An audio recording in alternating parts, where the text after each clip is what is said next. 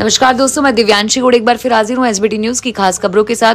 पेश है आज 2 दिसंबर 2024 सोमवार शाम 7:15 बजे राजस्थान की बड़ी खबरें। राजस्थान में विधानसभा चुनाव के बाद पंचायती राज चुनाव की सुगबुगाहट तेज हो गई है। प्रदेश की 7,463 पंचायतों का कार्यकाल जनवरी में पूरा होने जा रहा है और वहीं सरकार ने स्थानीय निकायों के चुनाव रोक लगाकर प्रशासकों को चेयरमैन नियुक्त किया है। प्रदेश भर के सरपंच पंचायत चुनाव टालकर प्रशासक नियुक्त किए जाने को लेकर सरकार का विरोध करने के लिए 6 दिसंबर को जयपुर कूच करेंगे। बता दें कि जनवरी में 40% सरपंचों का कार्यकाल खत्म होने जा रहा है। कमेटी बनाकर इस दौरान पंचायतों में सरपंचों को ही चेयरमैन बनाया जाएगा और निर्वाचन आयोग ने गांव-गांव में लोगों को नाम वोटर लिस्ट में जोड़ने का काम भी तेज कर दिया है। राजस्थान में मरीजों को अब सरकारी अस्पतालों में डॉक्टर्स को दिखाने के लिए लाइन में नहीं लगना पड़ेगा। अस्पतालों में मरीजों को लंबी कतारों से छुटकारा दिलाने की दिशा में कार्य शुरू हो चुका है। इस दौरान कांवटिया अस्पताल में क्यू मैनेजमेंट सिस्टम लागू किया जाएगा और इसके बाद पूरे प्रदेश में सरकारी अस्पतालों में इसे लागू किया जाएगा। लेकिन राजस्थान में इसे इतिहास बनाने की शुरुआत हो गई है। सीएम के आदेशों के बाद अब मरीजों को कतारों से राहत दिलाने की कवायद की जा रही है और इसकी शुरुआत राजधानी जयपुर के शास्त्री नगर स्थित कांवटिया अस्पताल से होगी। झुंझुनू में एक तेज रफ्तार थार जीप दुकान में जा घुसी। हादसे में 6 लोग घायल हो गए। हादसे के बाद गांव वालों ने निजी वाहनों से घायलों को झुंझुनू के बीडीकी अस्पताल पहुंचाया, जहां से 3 की हालत गंभीर होने पर डॉक्टर ने उन्हें रेफर कर दिया। हादसे के बाद लोगों ने हंगामा कर दिया और कहा गया है कि हादसे के बाद स्कॉर्पियो में आई महिला ने ड्राइवर को छुड़ाने की कोशिश की और खुद का बेटा बताते हुए धमकी दी कि बेटा गुंडा है। Indian institute of technology Kanpur द्वारा जेईई एडवांस 2025 परीक्षा का शेड्यूल जारी किया गया है। अगले साल जेईई एडवांस 2025 रविवार 18 मई को आयोजित किया जाएगा। परीक्षा 2 शिफ्ट में होगी, सुबह 9 बजे से दोपहर 12 तक और दोपहर 2:30 बजे से शाम 5:30 बजे तक। जेईई एडवांस 2025 की अवधि 3 घंटे की होगी। सवाई माधोपुर जिले के चकेरी गांव के कस्तूरबा आवासीय विद्यालय में खाना खाने के बाद फूड पॉइजनिंग से करीब 15 छात्राओं की तबीयत बिगड़ गई, जिन्हें अस्पताल में रेफर करवाया गया। विद्यालय की वाइस प्रिंसिपल ने बताया कि कस्तूरबा विद्यालय में खाना खाने के बाद छात्राओं ने पेट दर्द की शिकायत की। इस दौरान 15 छात्राओं की कुडेरा में उन्हें भर्ती कराया, जहाँ 7 छात्राओं को जिला अस्पताल में रेफर किया गया है और बाकियों की हालत खतरे से बाहर है। देश के 12 ज्योतिर्लिंगों में से एक बाबा बैजनाथ धाम अब और भी विकसित होगा। बैजनाथ धाम में साल भर श्रद्धालुओं की भारी भीड़ रहती है और खासकर सावन माह में कई राज्यों के भक्तों का हुजूम उमड़ता है। मुख्यमंत्री हेमंत सोरेन ने हाल ही में शपथ ग्रहण करते ही देवघर को यह बड़ी सौगात दी है। पोलिंग स्टेशन पर मतदाताओं की अधिकतम संख्या 1200 से बढ़कर 1500 किए जाने की चुनाव आयोग को फैसले की चुनौती देने वाली याचिका पर सुप्रीम कोर्ट ने जवाब मांगा है। सीजीआई संजीव खन्ना की बेंच ने चुनाव आयोग से यह बताने को कहा है कि एक ईवीएम जो 1500 वोट ले सकती है, वो 1500 से अधिक मतदाताओं वाले मतदान केंद्र की जरूरतों को कैसे पूरा करेगी। साथ ही यह बताते हुए कहा कि यदि एक मशीन में प्रति घंटे केवल 45 वोट डाले जा सकते हैं, तो वह सुबह 6 से शाम 5 बजे के दौरान 100% मतदान होने पर सभी 1500 वोटों को कैसे समायोजित कर सकती है।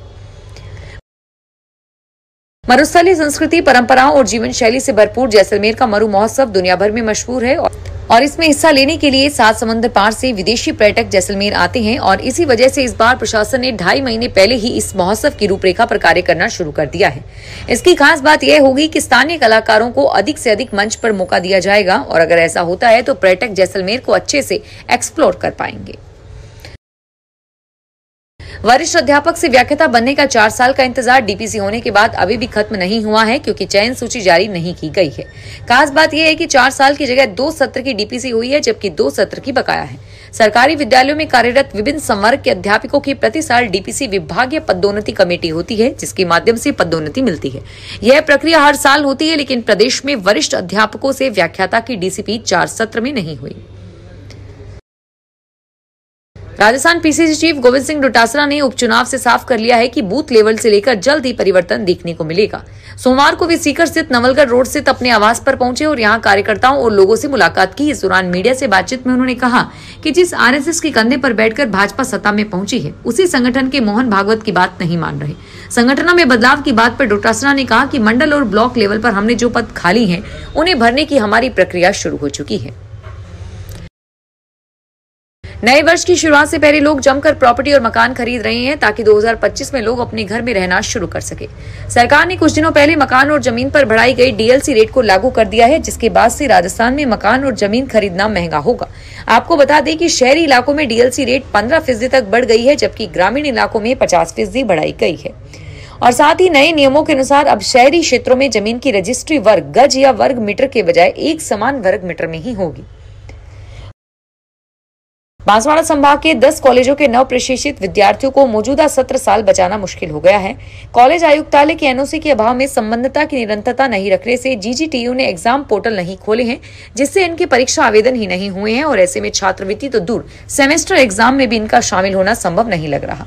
ऐसे में अब कोई करिश्मा ही मददगार हो सकता है। गौरतलब है कि पोर्टल खुलने पर ही सामाजिक न्याय विभाग और टीएडी की छात्रवृत्ति योजना में कॉलेजों के विद्यार्थियों के आवेदन हो पाते हैं।